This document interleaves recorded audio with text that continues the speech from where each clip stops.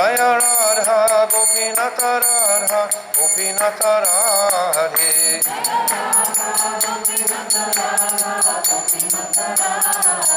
Jaya Radhe Jaya Radhe Jaya Radhe Jaya Shri Radhe.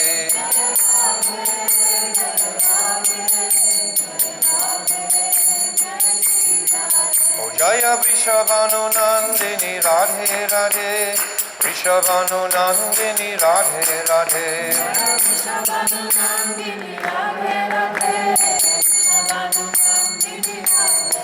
O Radhe Radhe Radhe Radhe Radhe Radhe Radhe Radhe.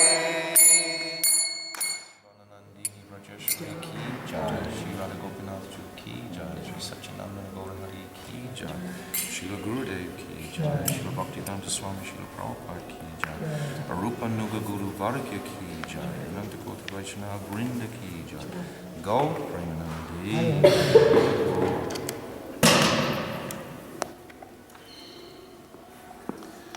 Om Aginati Mirandasya Gyananjala Shalakaya Chakshu Unmilitam Jena Tasmai Shri Guruve Namaha Guruve Gaurachandraya Radhikaya Tadalaye Krishnaya Krishna Bhaktaya Tarabhaktaya Namo Namaha Yam Pravajantamanapethyam apetya krityam dvaipayano viraha katara ajuhava putreti tammayatayo tarvo vinidustam sarvabhutam munimanatoshmi Narayanam namaskritam naram chaiva narotamam devim saraswatim vyasam tato jayatadiraye.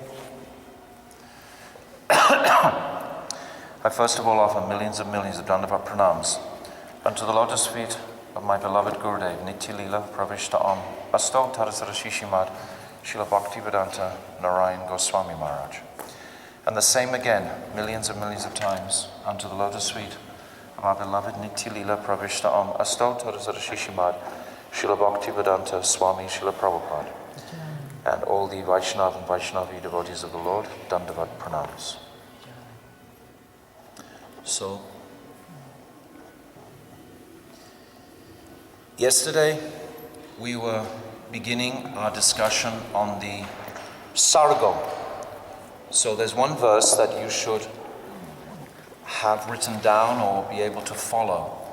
This Atra Sargas Visargas Cha. I think it's in that verse book. Check it. Atra, A-T-R-A. Atra Sargas, Atra Sarga, Visargas Cha. And this delineates the 10 subject matters of the Srimad Bhagavatam. So we're always looking for a method or a system to assist our study and our ability to absorb the immensity of this topic. Bhagavatam, so big. So the acharyas, they've given us different like staircases and so on. So this is one of the most comprehensive. Atra sargo visargas cha. Is it in there? No. It's not in there? No. Okay. Unfortunate. Okay. You can jot down quickly. A-T-R-A is the first word, then sargo, S-A-R-G-O, visargas cha. That's the first line. And I'm just going to discuss that today. So, this verse is in the other Shlokamrita, the hardback version. It just makes it very simple for you. So, Sargo means the first creation by Vishnu. So up until this point in the second canto, we've basically, Vyasadeva has set the scene to give us this knowledge of creation and subsequent sub-creation, etc., etc. That's how it rolls through. So this Sargo, and we began yesterday with the help of that map showing how coming from Goloka Vrindavan through Baladev Prabhu creating those jivas in Goloka Vrindavan, the bodies of the jiva, and then in his form as Sankarshan, manifesting the bodies in Vaikuntha, and then from Lord Narayan coming the three Purusha avatars, Mahavishnu, Garbhodakshai Vishnu, and Kshirodakshai Vishnu. So today we can begin with the manifestation or the appearance of Lord Brahma from the navel of Garbhodakshai Vishnu. So the aggregate of all the material desires are there within the material elements that have been manifested. And when from the hair holes of Mahavishnu's lotus-like body, all these different bubbles, it seems, have manifested. And each bubble, I described yesterday, is a universe. So there are unlimited billions of universes. And then again, in his second Purush form, as Garbhodakshai Vishnu, he enters into each universe. And he lies down in that ocean of Garbha, that ocean of his own perspiration. And then, due to the force, it's described, of the living entities' desire to enjoy fruitive activities. In the third canto, we'll see this. It's described that the force of their desire pierced the navel of Garbhodakshai Vishnu. Because of the desires to enjoy, it pierced his navel, and then from that piercing manifested the effulgent lotus flower, that stem and the lotus flower. And then Lord Brahma appeared on that lotus flower. And then Lord Brahma, because of his previous sanskars, it's described adrista, it's called, from his previous impressions. Understand that every single day of Brahma, he has to create again. Every day of Brahma, there's a pralaya. Every day, at the end of Lord Brahma's day, the whole universe is up to the higher planetary systems. Not entirely. The Mahaloka, Tapaloka, Janaloka, they're not inundated by the water of devastation at the end of his day. So at the end of his day, so at the beginning of every day, again he has to manifest this universe. But at the end of the Mahapralaya, at the end of his lifetime, then that whole universe, right through Mahaloka, Janaloka, Tapaloka, becomes totally inundated. And then, again, at the beginning of creation, again, Lord Brahma will manifest all the worlds. And that is a different Lord Brahma each time, because a lifespan of Lord Brahma is described as 100 years. So there are different descriptions of the qualification of Lord Brahma. But if that jiva is not present who is sufficiently qualified, then it's described that Krishna himself takes that post. Lord Brahma is a post, just like Lord Shiva is a post. It's a position. It comes with a particular function, a particular duty, a particular... Does it work? You just turn it on. But does it turn on without the plug? No. It's a battery backup. It means it works without the plug. So now, Lord Brahma, he's appeared on the lotus flower. He doesn't have a specific mother or father. It's described that his mother is like Saraswati, in a sense, because he's sitting on this lotus flower. Now try to appreciate the sequence here very clearly, because it's described in different parts of the Bhagavatam, it's described in Brahma Samhita, it's described in other literatures. But I'm taking the description completely from the Brahma Samhita this morning, which is included also in the Bhagavatam. So Lord Brahma, he's sitting on this lotus flower, and all around him is dense darkness. He can't see a thing, just like now with the power out. But it's black, and he can't see anything. So he is searching for some connection. And as he moves his head in 4 directions, he develops 4 heads. This is why he has 4 heads in this particular universe, because he's searching for the origin of his existence. He's thinking, who am I? What is the nature of this place where I am? What is the origin of this where I am?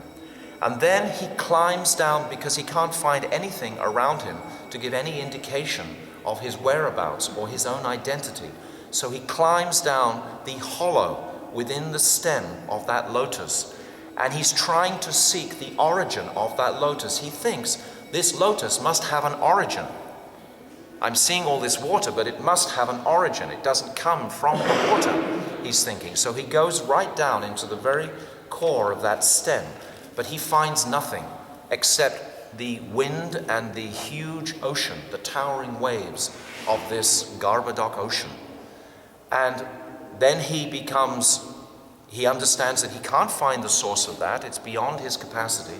So he becomes a little bewildered. And he comes back to the lotus and he sits again on the top of the lotus. And at this point, he decides to meditate, to contemplate, to become introspective. So he begins to meditate, just to compose himself. And at that time, Divya Saraswati, this eternal aspect of Saraswati, she manifests the Gopal mantra, this 18-syllable Gopal mantra. It has 6 words to it. Kling, Krishnaya, Govindaya, Gopi, Jana, Vallabhaya, Swaha.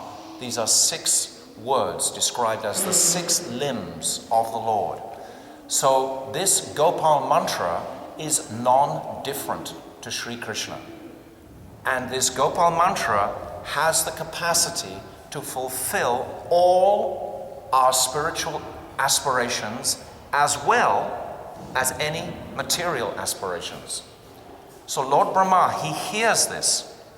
In the ether, it comes, this sound vibration. He hears this. This kling, it represents fully, it's like a seed or a connecting mantra, fully to Krishna. He hears this, he becomes connected to Krishna. Simultaneously, he hears this vibration, these 2 consonants, ta, pa. And then he realizes, I must perform austerity of this mantra. So he's sitting on the lotus, he's heard through the ether from Divya Saraswati, this Gopal mantra, and he's also heard tapa. Then he begins to meditate in the same place that he heard the Gopal mantra. The Gopal mantra was inspired by Krishna to give mercy to Lord Brahma. Simultaneously, he also heard tapa from Saraswati. He heard this tapa. So this tapa means austerity. So for a long time it's described. It doesn't say the exact time. It just says a long time. He meditated on this mantra. Kling Krishnaya. Krishnaya is that personality who takes away any difficulty, etc., and establishes the supreme personality of Godhead Sri Krishna.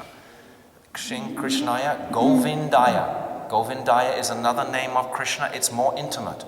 Then Gopi Jana Vallabhaya, Swaha. So he meditated on this very profound mantra for a long period of time. After that length of time, then by the mercy directly of Rajendra Nandan, Sri Krishna, through the sound vibration of Krishna's flute, he heard the calm Bij Gayatri mantra. He heard this calm Gayatri mantra. Gayatri Devi herself, the mother of all Vedas, manifested through the sound vibration of that flute sound. So that flute sound bestowed upon Lord Brahma the eligibility of becoming twice born. Now he's a twice born Brahmana from hearing the calm Gayatri mantra. So he's heard 2 mantras. The first is the Gopal mantra. This has prepared the ground, prepared the atmosphere in the consciousness of Lord Brahma to be eligible to receive the calm Gayatri, the mother of all Veda. So this was received by Lord Brahma. He became totally ecstatic by receiving that. My Don't ask me too many questions, because I only know this part. Go on. Calm Gayatri came from Krishna's flute. Yes, the calm Gayatri mantra. Not, it's Gayatri mantra, but it's the calm Gayatri mantra. Kamadevaya, with this mantra. And the other came from Saraswati. But where was Saraswati? She's described in Brahma Samhita as being Divya Saraswati, that eternal Saraswati. If you read and study deeply Brahma Samhita, then that will become clearer. It's not every single factual step is not explicitly explained. That's why we need Guru. You said that Huh? Brahma was alone before. Brahma was totally alone. Saraswati is not there. Saraswati is in the spiritual realm. And she's bestowing that mercy on Lord Brahma from the spiritual realm. Was that some kind of initiation or something? The initiation happened with the calm Gayatri mantra, the second mantra that he heard. So we can say, like, his first initiation was by Saraswati Devi, that eternal goddess. And then the second initiation, to give him the eligibility to be considered twice born, manifested directly from Krishna's flute sound, this calm Gayatri. So when he heard that calm Gayatri, he began to understand his situation, who he was, and what his service was. He's blessed with the mode of passion, the creative element. So he had that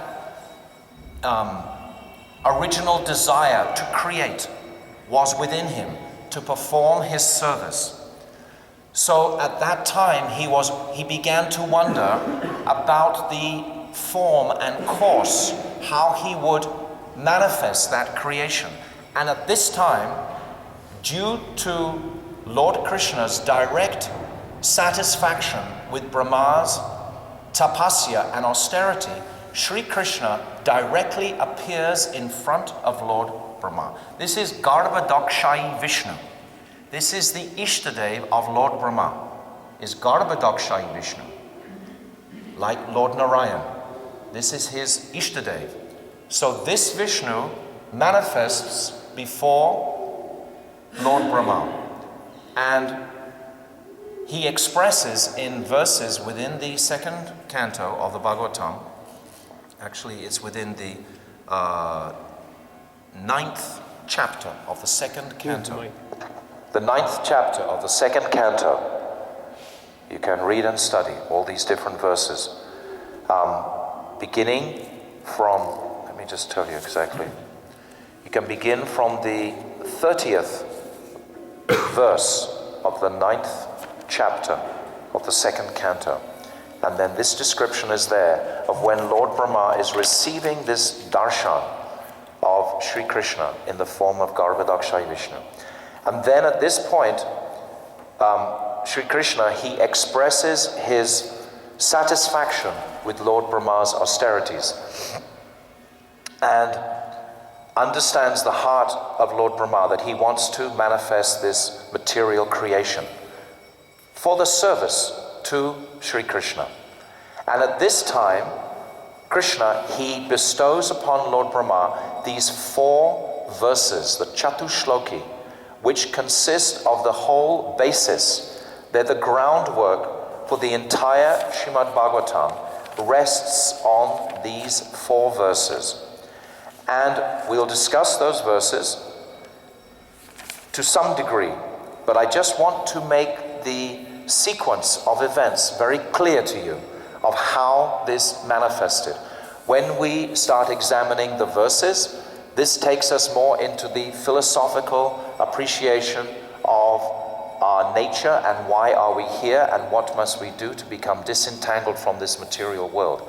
But at this point today, I want just to make it very clear of this sequence of how Lord Brahma received this Chatushloki. After he received this Chatushloki, Krishna, being very satisfied with Lord Brahma, he shakes hands with Lord Brahma. It's a very intimate exchange. He physically shakes hands. It's described in text 30 of the Bhagavatam. And Lord Brahma becomes so satisfied by this intimate exchange with Sri Krishna. The whole process is only about sweetness and intimacy and relationships. In the evening times, we're discussing the highest intimate, sweet relationships of the gopis towards Krishna, which is higher than Lord Brahma's. Nevertheless, it begins with that foundation of sweetness and love. This is the whole foundation of our Bhagavatam. It's not based on fear. Many times in a religious or spiritual path, we become intimidated, thinking that if I don't do this, then the sky will drop on my head. If I don't do this, then something terrible will happen. And if I do this, then some remuneration will come, etc. It's all very calculated and based on a fear concept. But the original distribution of this Bhagavatam by Sri Krishna to Lord Brahma was in a mood totally of affection. Lord Brahma, he says afterwards, he says, "Your Grace has shaken hands with me as if I'm a friend." He becomes so satisfied by that. And what is the first desire of Lord Brahma once he has received this remarkable Chatushloki, this profound Chatushloki, which within it, if we read in our English translation of the Bhagavatam, Srila Bhaktivedanta Swami Prabhupada, he gives 5 or 6 pages purport on each of these verses. They are so profound, so sweet, so filled with Siddhanta, very, very clear. We'll discuss something, but I just want to make this sequence clear first. And then the first desire of Lord Brahma is, "Dear Lord, you have bestowed this potency upon me, but how will I remain humble?" This is his first request. How will I possibly remain humble in my duty of creating all the material universes? Very beautiful, very profound that this should be his first desire, to remain always humble. And Krishna answers very beautifully, "I will bestow upon you the mercy to always be thinking of me." If we are always thinking of Krishna, then we are in our spiritual consciousness fully. This is the nature of our spiritual consciousness, is only to be thinking of Sri Krishna. We are progressing to a place where that can become 24/7 for us. We are performing our various sadhana, bhajan, and our process of bhakti to reawaken that state of consciousness where I can never forget Krishna. I said this verse yesterday, Smartavya Satatam Vishnu, Vishmartavya Nagatuchit. That the seed or the root of all of this Bhagavatam is always to remember Krishna and never to forget Krishna. And Krishna becomes presented in so many different ways. So now, today, in our discussion, we're talking about the Sargo. The Sargo is the material creation by Lord Brahma. First of all, that creation is manifested fully by Sri Krishna himself in the form of his Purusha avatar, Karanadakshay Vishnu. And then again in his second Purusha avatar, Garbhadakshay Vishnu. And then the third Purusha avatar, entering into the heart of all living entities, from the ant up to Lord Brahma, is Kshirodakshay Vishnu, as the Supersoul. Now understand, this Supersoul is not an eternal fact. The presence of the Supersoul is not eternal. It appears in our lives, of course, as eternal. But at the time of the withdrawal of the Mahapralaya, when all of this again is wound up back again into the body of Karanadakshay Vishnu, then Supersoul, he amalgamates with Garbhadakshay Vishnu, and then again with Karanadakshay Vishnu. So he's not there at that time. So we just should appreciate this point. This is explained in Bhagavad Gita by Srila Gurudev. So I've tried to explain something of the creation, just in a very short 10-15 minute explanation. I want you to clearly get that sequence of those 2 mantras that were imparted to Lord Brahma. The first mantra, the Gopal mantra, he meditated on for a long period of time. It doesn't specify what amount of time. Understand that originally when Ramadevi, the consort of Karanadakshayi Vishnu, she senses her master's desire, Mahavishnu's desire, in this Karana ocean. This Karana ocean is described as having towering waves that are churned by the effulgence of the Brahma Jyoti, because it's on the other side of the Brahma Jyoti. We see on this map, you're all familiar with it so many times, we have the Brahma Jyoti, and then is the Karana ocean. So the rays coming from the Brahma Jyoti are churning these towering waves of the Karana ocean. And within a palace, within that ocean, resides Mahavishnu, Karanadakshayi Vishnu, with his eternal consort, Ramadevi. And his eternal consort recognizes that her master wants to impregnate the Pradhan, or the unconglomerate material elements. They're not cohesive. They're in an unconglomerate state. Just like within the womb of a mother, there are all the ingredients to produce a child. But until the male ingredient enters into that womb, nothing can actually manifest. So Ramadevi herself is manifesting as Maya Devi, as the Shakti directly from Sri Radha. And that is manifesting all the ingredients in which to the, what you call the prototype or the embryo of this material world. And then Mahavishnu, he glances, he sends his glance, this male ingredient coming from Sri Krishna himself. Needs to be really blown up to see the part that I'm talking about. But you've looked at it long enough, you understand. So he glances, and within that glance is the jiva and the time ingredient. That is very effulgent, and that has to be impregnated within this pradhan, this unmanifested material elements, like a primordial soup, like the ingredients within a mother before the male has impregnated her. So then Shambhu, this is directly coming from Sadashiva in Kailash, not the Shiva in this world. There are 4 manifestations of Shivji.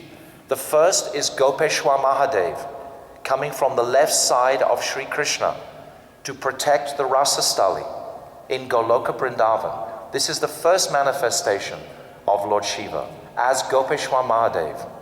The second manifestation is as Sadashiva within the spiritual world. Sada means eternal. The eternal Lord Shiva in Kailash. And the third is Shambhu.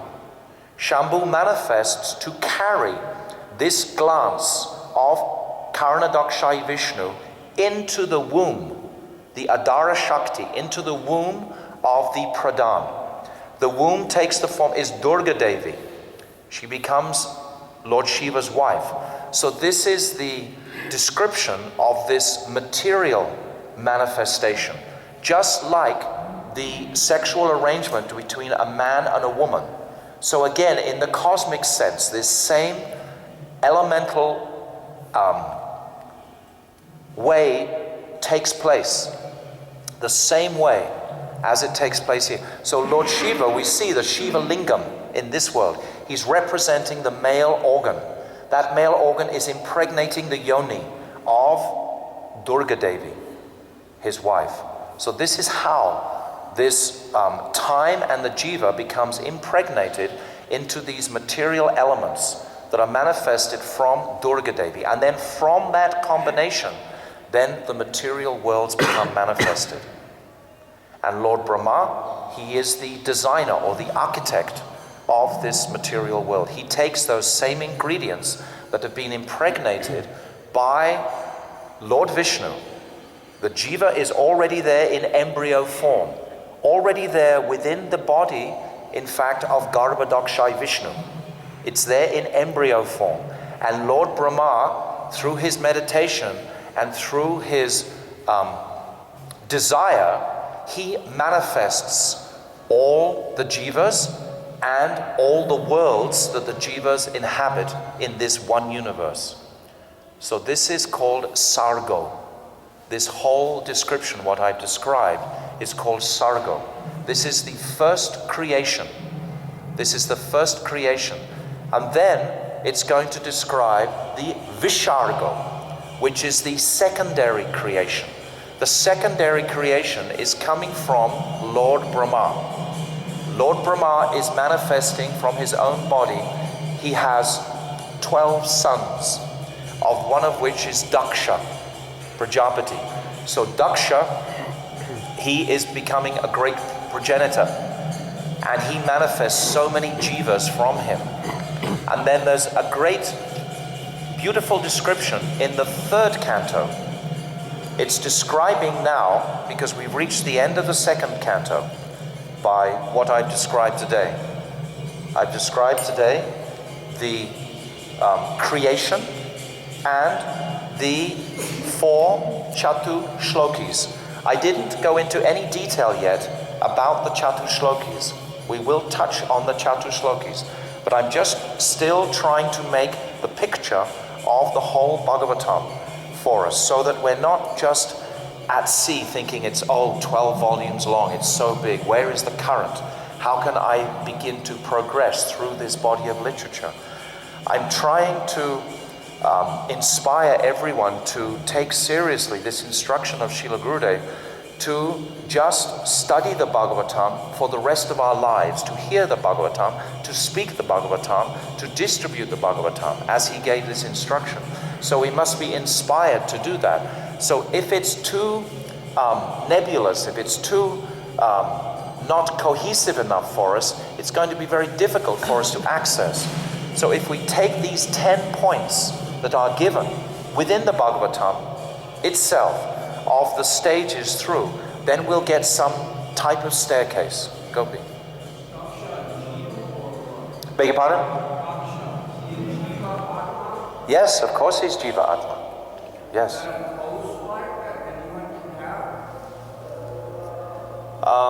Not exactly. He's a personality. He's a personality. He's asking, is Daksha a post? No, Daksha is not a post. He's a personality. He's a son of Lord Brahma. We will discuss Lord Daksha's pastimes. He takes 2 forms because his head is chopped off at one point. But it's important to try and realize the step by step.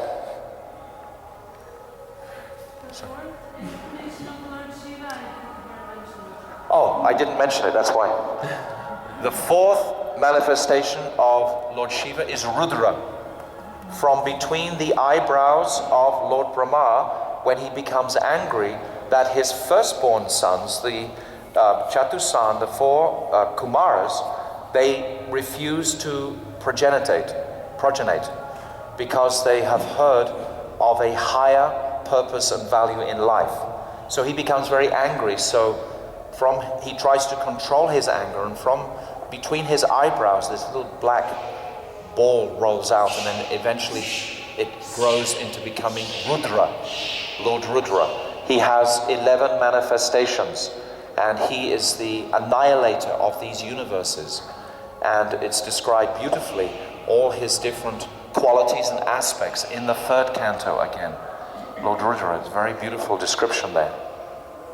So we should try and understand who is Lord Rudra. It's described, for example, the anger in a storm at night is the personification of Rudra. Or sunstroke when you get from walking in too much sun. That also is a personification of Rudra. Rudra appears in many different forms, in this angry form. So this is all described clearly. When we have knowledge of all this, our vision of this world changes completely. When we see how it's all connected, and how we are connected to it in service, then the whole vision of the devotee changes completely. He becomes in knowledge of his situation. He's no longer in ignorance. He's no longer thinking, oh, I have this body, I just have to feed it, I have to find some happiness in this material world which is full of distress, etc. He goes beyond that because he has much greater vision. This is the vision. It's saying in that verse, men who have lost their vision due to the dense darkness of this age. And I described yesterday how in previous ages, this dense darkness was not so black because the mode of goodness, that current of goodness was more prominent. Now that current of goodness is absent totally. All that is left is passion and a lot of ignorance. So how will we navigate our lives through this world without the light, torchlight of the Srimad Bhagavatam? You cannot. It's the law book for our lives, for mankind. It's like the instruction manual for life. It's like when you buy any sort of appliance, it comes with a manual. If you read the manual, you'll know how to use the appliance. If you don't read the manual, how will you know how to maximize on this life? So by reading the Bhagavatam, we learn clearly how to maximize on this human birth. We were describing yesterday, don't be thinking I'm just trying to create a place for my next birth. Perhaps in your last birth, we were all just trying to make a place for this birth. So now we've arrived in this birth. Are we just going to be thinking about our next birth? No, we should be capitalizing on this birth. What have I got now? And now we're in Sri Vrindavan, under the watchful eyes of Radha Gopinath and Sachinandana Gaura Hari. Vrinda Devi is here, Jamuna Devi is just there, Govardhan is just over. What more could we possibly want? So bring it down to a powerful present now and study carefully this law book of life so I maximize on the value of this opportunity fully. So I want to just read today. So I hope everyone's clear. I want to move along. So we've discussed the sargo, the creation. And now I want to discuss something of this visargo. I'll just take a little bit from the Bhagavatam directly so you can hear the language, so you can be inspired to study more closely. So now, as I said before, this Bhagavatam consists of a conversation within a conversation within a conversation. So first of all, Sonaka Rishi is requesting Sutta Goswami to describe these things. And then he is describing how Shukadev Goswami described this to Parikshit Maharaj. And in that conversation, also, Sutta Goswami is describing how Vidura is inquiring from Maitreya Rishi. Vidura is non-different to Yudhishthira, non-different to Yamaraj rather. And a great personality, born of the same dynasty as Parikshit Maharaj. As his brother is Pandu and Dhritarashtra. So Vidura is a greatly powerful personality. And he becomes disturbed at the politics within the house of the Kurus, of Duryodhana, etc. And he leaves to go on pilgrimage. Before the battle of Kurukshetra, all of these things are sort of breaking down and huge disasters seem to be approaching the world at that time when the battle of Kurukshetra was about to take place. 640 million men died on that battle. What a great catastrophe 5,000 years ago. So Vidura, being a saintly person, he wanted to avoid that conflict. He went on pilgrimage and he met Maitreya Rishi. And there are many chapters in the Bhagavatam of the conversation between Vidura and Maitreya Rishi. Maitreya Rishi was present when Sri Krishna left this world. When Krishna winds up his whole family, in the 11th canto it's described, due to the curse of the Brahmana, that iron club would destroy all the family. In this pastime, then when Krishna is getting ready to leave the world, then Maitreya Rishi, he's there with Uddhav. And they're there with Krishna. And Krishna is giving so many instructions to Uddhava. And Maitreya Rishi is hearing these instructions. So Vidura is inquiring from Maitreya Rishi about the supreme object and goal of life. who is Krishna. And then Maitreya Rishi is describing all these beautiful aspects of Lord Brahma manifesting this world. How did Lord Brahma manifest this world? This is his first question. He's saying, Dura inquired, how did the Prajapatis, the progenitors of living entities as Marichi and Swayambhuva Manu, these are two of the progenitors also, create according to the instruction of Brahma, and how did they evolve this manifested universe? Did they evolve the creation in conjunction with their respective wives? Is that how they created? Or did they maintain independence in their action? Just as I've described before how Vyasadeva manifested from the womb of Satyavati, and Parashara Rishi, he impregnated her from his mind. It wasn't a physical conception there. From his mind he transferred through his yogic power that seed to produce the personality of Vedavyas. And similarly, the sun god Suryadev, when he impregnated her with Karna, when she didn't want to break her virginity, Queen Kunti, the same way. So he's asking, is this the way that these progenitors manifest their offspring? Is it through this way, or is it something different? Or do they jointly produce it? This is his question. He's asking this. So Maitreya replies, when the equilibrium of the combination of the three modes of nature, so these three modes of nature are within this world, and they're agitated in different ways to produce so much variety within the world, all under the control of these three modes of nature, Satya, Rajas, and Tamas.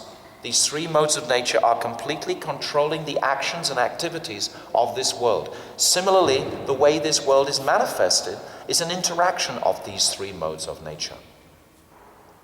It was agitated by the unseen activity of the living entity. This is how he's describing it.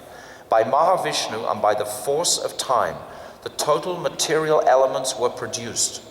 And then there's a beautiful commentary by Srila Bhaktivedanta Swami Prabhupada. This is, if you want to note this is Canto 3 now, Chapter 20, Verse 11. So we've come through from Sargo to Vishargas, and we're discussing specifically the Vishargas, which is what is described principally in the third canto. How does this whole creation manifest? This is not about knowledge or just assimilating some type of knowledge. It's about an appreciation of my position in this world. When we hear these topics, it makes us understand how insignificant am I. One tiny, tiny, tiny, tiny little jiva. This is so important an understanding to enter into higher consciousness. If we are thinking that we're very large, we won't fit through the tiny door. We have to actually become very, very small and insignificant in our consciousnesses. Otherwise, we won't be bestowed this mercy. This is part of our process. So it's not about just assimilating knowledge for knowledge's sake. There's a process which goes with assimilating this knowledge, which increases our humility. And I described that Lord Brahma, this was his first desire. How wonderful. The first thing he should ask this radiant personality, well, how can I remain humble? If I'm creating all these universes, won't I naturally think that I'm the controller? This is what we all have to work on. This is our practice. We can understand what is the truth, and then the rest of our lives we spend trying to be qualified to realize that truth. I sort of realized this almost more than 30 years ago.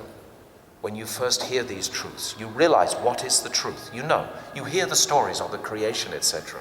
But to have any realization of this takes a lot of practice and sadhan bhajan and residence in Vrindavan. Because residence in Vrindavan is a great ingredient for our practice and our realization, no doubt. The longer we associate with the dust of Sri Vrindavan, the more this truth is able to manifest in our hearts. It's not just a mental situation, even though Gurudev has said very nicely, yes, to live mentally in Vrindavan is very wonderful if you're living in the Western worlds. But nevertheless, there's nothing to be compared with actually living here, taking residence with heart, mind, and soul in the actual Dharma of Vrindavan. It's a great assistance to us understanding these topics.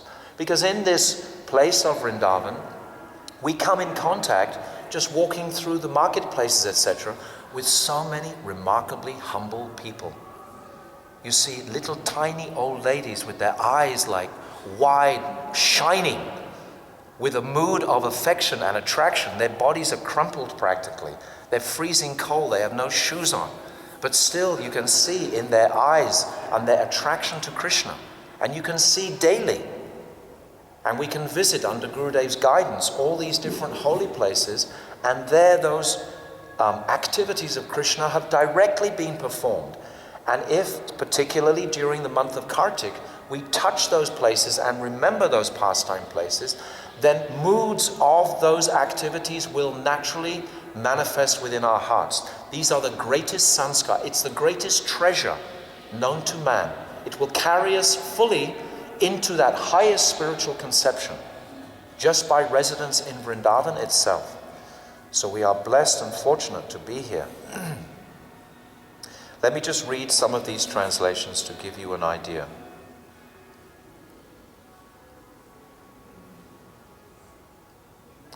So Lord Brahma is beginning to create. And it says, first of all, Brahma created from his shadow the coverings of ignorance of the conditioned soul. Many times I've mentioned this in different classes, how, first of all, the jiva emerges from the body of Mahavishnu. He does not have a false ego at that time. He is not covered by these 5 coverings. But somehow or other, he's taken a decision that he wants to enjoy something separately from his nature. Krishna gives us this independence of choice. We make a choice. We don't know what is the result of that choice. It's like if I hide something in my hand and say, which hand? You don't know which hand it is. You have a choice to make the choice, but the result is not up to you. So we made this choice to try and enjoy something separately from our spiritual nature. We've all made that choice. And immediately, what manifests is this, because that is an offense. That in itself is an offense. And what is the result of an offense? The result of an offense is that material desires will rise in your heart. That is the natural result of any type of offense. If we commit offense in this world now, today, material desires are going to become inflamed within our hearts. We're going to be walking in the streets thinking, oh, I want that, I want this, I want that, I want that.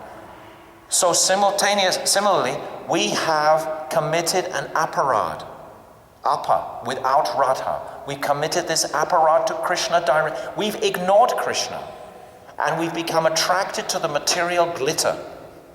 That is an offense. It's like if you're talking to me, and I completely ignore you, and I start talking to somebody else, you feel a little bit offended. What to speak of Krishna, the most beautiful person in existence, and we have turned away from him. It's a much greater offense than just ignoring someone in this world. So for that, vimukh it's called, turning away from Krishna, then these material desires rise in our hearts naturally. We want to enjoy materially as a result of this offense. Lord Shiva, out of his mercy, seeing the desperation of our desire to enjoy materially, bestows upon us a material false ego. Without the false ego, how can we possibly enjoy the material energy? We can't. Because I'm spirit soul. How can I enjoy matter? It's completely not possible for the soul to enjoy matter. It cannot. But the materially conditioned mind can imagine itself to enjoy matter. This is called illusion. This is the illusion that we are all in. And this is the cause of the illusion, is from offense. And Lord Shiva, out of his mercy, gives us a false ego.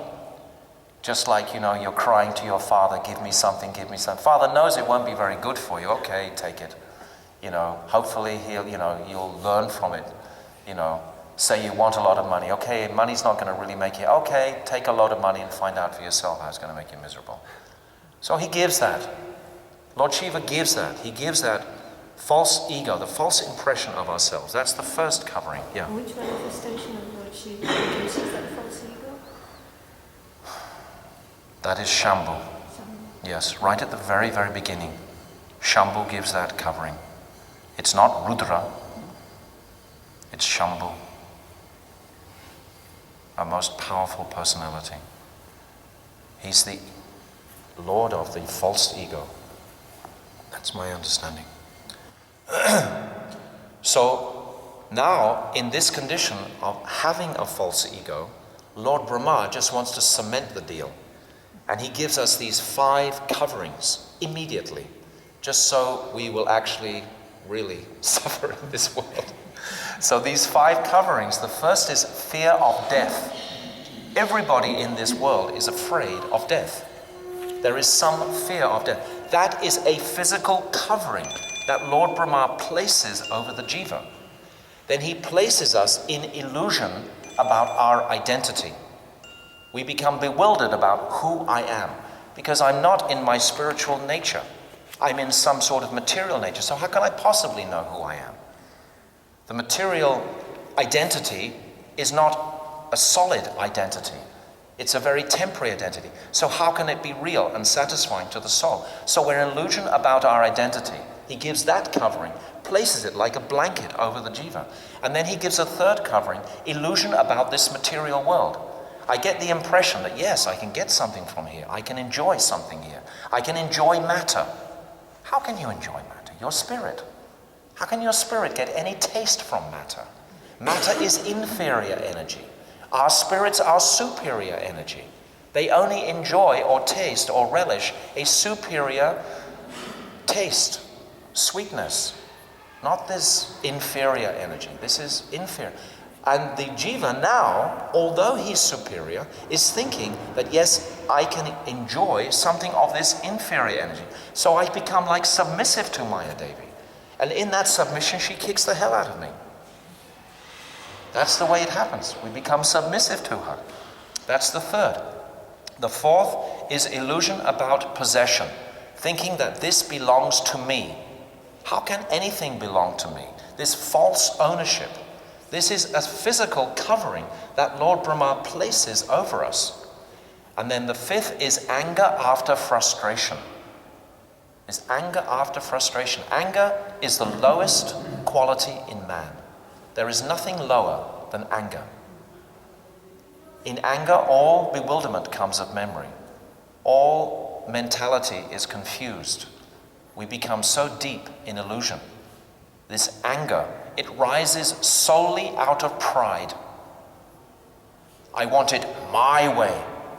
I planned it black, but it came out white, so I'm angry. It's almost the condition of an atheist. Krishna is the bestower of everything. If he makes it black, that's by his arrangement. Just because you wanted it white, you can't change his arrangement. We have to learn to accept and tolerate whatever the environment holds.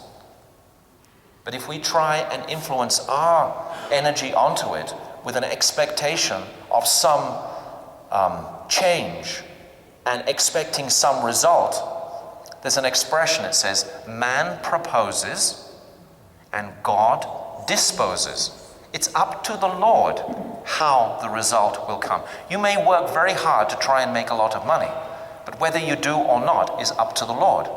You may not work at all and make a lot of money. It's not up to you, actually the result. Our results are up to our self-made karma. Similarly, those karmic results are ordained or not ordained by the Lord. He is the final say. So Lord Brahma, he makes these 5 coverings. This is just one small example.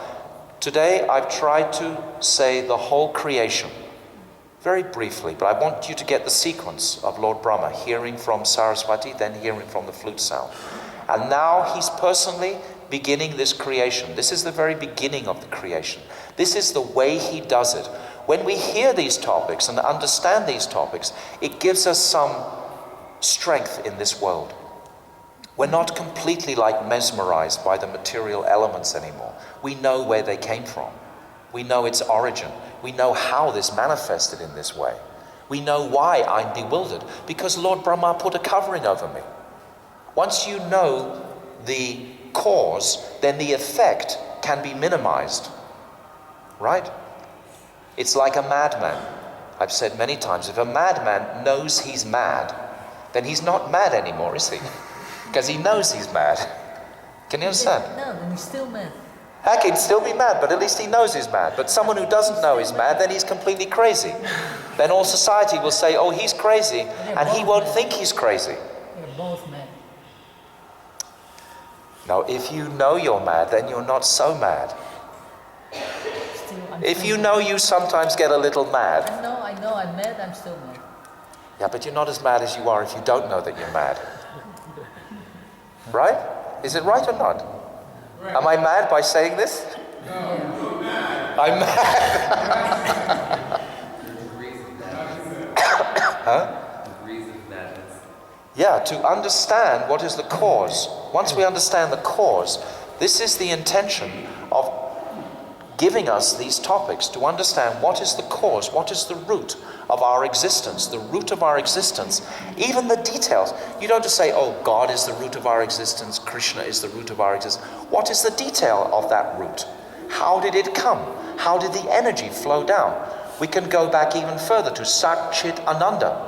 We can develop it through this. This is also described. That's another topic. But it goes back and back and back. So we don't have to be in any type of bewilderment whatsoever in this world. I think the reason why the person who understands a little bit that he's mad, some mad, is because he has some logic and some reason, which is more of a human qualification or a human quality. But someone who doesn't understand he's mad, he doesn't even have the logic or the reasoning to understand what he's doing or thinking. This is very true. You don't have the social awareness to even know that you're mad. You're that mad that you don't even know that you're mad. This is just an example of someone in ignorance. What I'm trying to impress is the necessity to have this knowledge, the necessity to have this Bhagavatam. I can remember when I first came to the temple, I saw the Bhagavatam, and somehow or other I realized that it was the most treasured object in existence. But I didn't think I would stay with the devotees very long. And I thought I had to quickly drink this before I left. And then at least if I left, I would take this with me. That was my intention. So immediately from the very beginning, I began reading every single day. Actually, there's 300, let me tell you, I counted up this morning, because it's not 360. 335 chapters are in the Bhagavatam. So approximately one chapter a day we can read. And if you just read the translations, that can be sufficient. And then some purports if we have time. But I was thinking for your study, if you make a vow to read one chapter a day, then that will be very beneficial.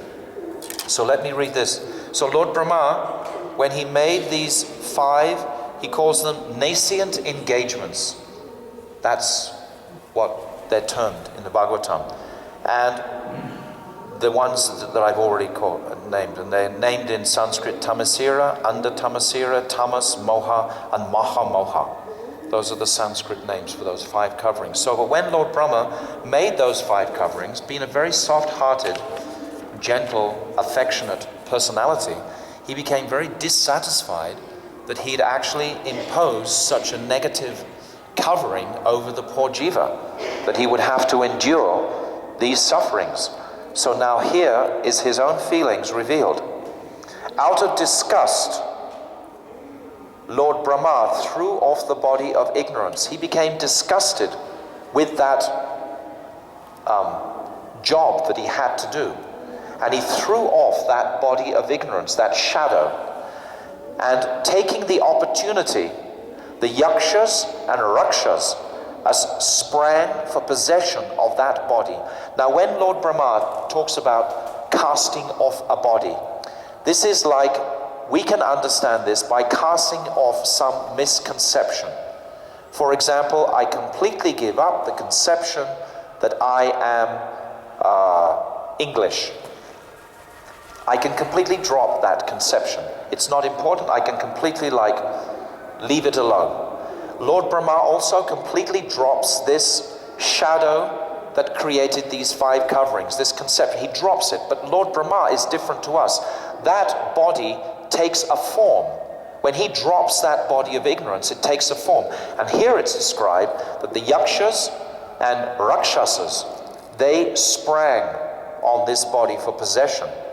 And it's described, sprang for possession of the body, which continued to exist in the form of night. Night is the source of hunger and thirst. Overpowered by hunger and thirst, they ran to devour Brahma from all sides and cried, "Spare him not, eat him up." These were the Rakshasas and Yakshasas. Brahma, the head of the demigods, full of anxiety, asked them, "Do not eat me, but protect me. You are born from me and have become my sons," the Yakshas and Rakshasas. "Therefore you are Yakshas and Rakshasas." Now in this purport, I'll just read briefly because it's describing about Yakshas and Rakshasas. The demons who are born from the body of Brahma are called Yakshas and Rakshasas, because some of them cried that Brahma should be eaten, and others cried that he should not be protected. The ones who said that he should be eaten are called Yakshas, and the ones who are said that he should not be protected are called Rakshasas. Man-eaters, man-eaters. The 2, Yakshas and Rakshasas, are the original creation by Brahma and are represented even until today in the uncivilized men who are scattered all over the universe. They are born in the mode of ignorance, and therefore, because of their behavior, they are called Rakshasas or man-eaters. So these are like the Yavanas also. These are the people who continue to support slaughterhouse civilization. Just because there's a lot of people eating meat doesn't condone anything. They are still yakshas and rakshasas. That's who these people are. Don't doubt it. They may look very nice. They may be able to paint a nice picture. But if they're killing the mother cow, they are no better than rakshasas and yakshas. That's who they are, yeah. And the Rakshas change and then become... Of course, the spirit soul can be awoken in all of these. We are coming from this civilization, all of us. We're born in ignorance in that world. And yet by Guru's mercy, by Krishna's mercy, by Mahaprabhu's mercy, we are able to elevate ourselves to purify this covering. And in great heart and compassion, we should try to relieve those others in our places of birth of those coverings. When our hearts should be breaking to appreciate how much those people are suffering in ignorance.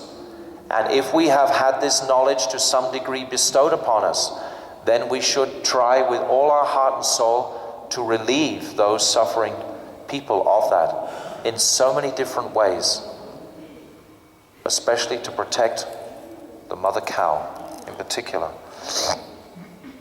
He then created the chief demigods who were shining with the glory of goodness.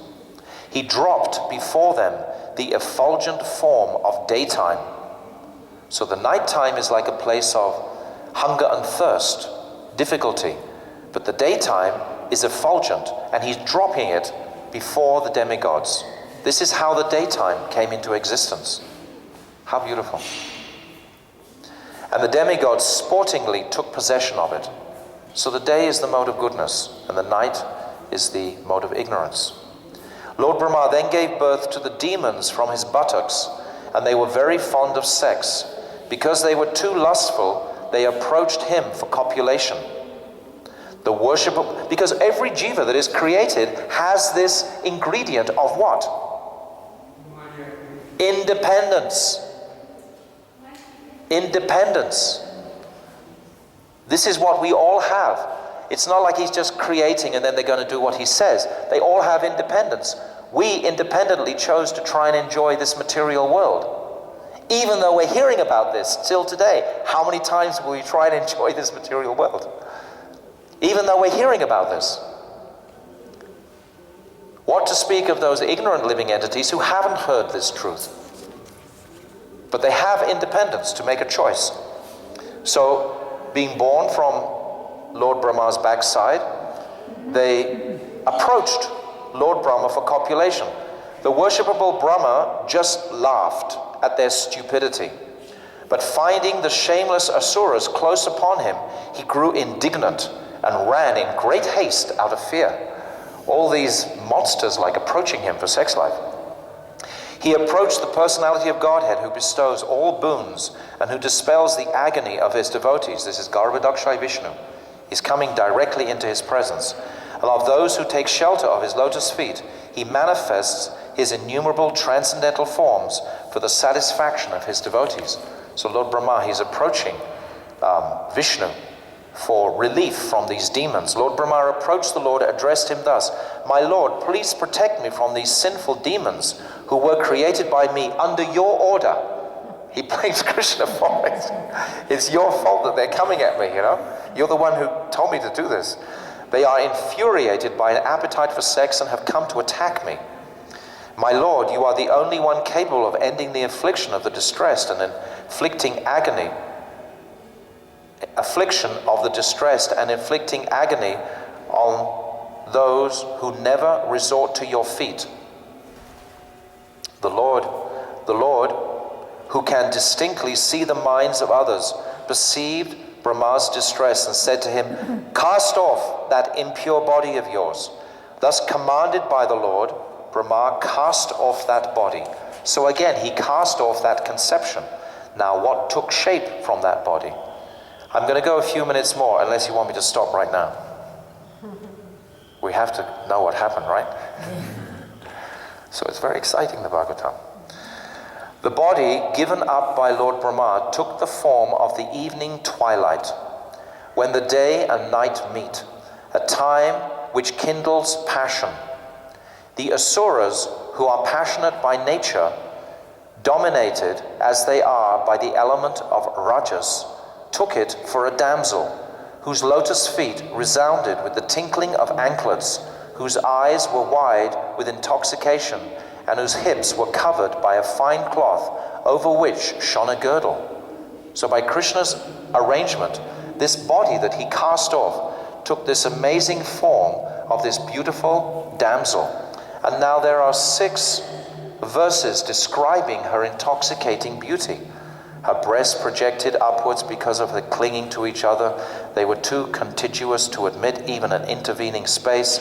She had a shapely nose, beautiful teeth, a lovely smile played on her lips, and she cast a sportingful glance at the asuras. Adorned with dark tresses, she hid herself as if out of shyness. Seeing that girl, the asuras were all infatuated with an appetite for sex. The demons praised her. "Oh, what a beauty! What rare self-control! What a budding youth! In the midst of us all, who are passionately longing for her, she is moving about like one absolutely free from passion, indulging in various speculations about the evening twilight, which appeared to them endowed with the form of a young woman. The wicked-minded asuras treated her with respect and fondly spoke to her as follows: 'Who are you, O pretty girl? Whose wife or daughter are you? And what can be the object of your appearing before us? Why do you tantalize us, unfortunate as we are, with the priceless commodity of your beauty?'" This is the pastime of the manifestation of twilight. How often do the young lovers sit on the nice boat and look at the twilight and think how wonderful? It's trying to smash this romantic conception completely. This is the advent of twilight. Whoever you may be, O beautiful girl, we are fortunate to being able to see you. While playing with the ball, you have agitated our minds, the minds of all onlookers. And then they carry on their conversation. With the Asuras, clouded in their understanding, took the evening twilight to be a beautiful woman, showing herself in her all-alluring form, and thus they seized her. So this is an example from the Srimad Bhagavatam to describe, we describe the day and the night and the twilight. So how beautiful to have knowledge of how this manifested.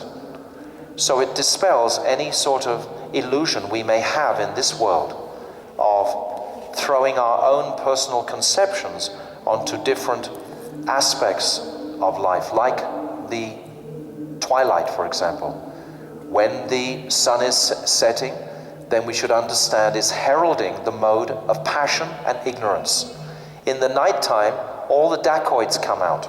All the criminals have their activities then. The nightclub lights start flashing then. It's all actually darkness for the self-realized soul.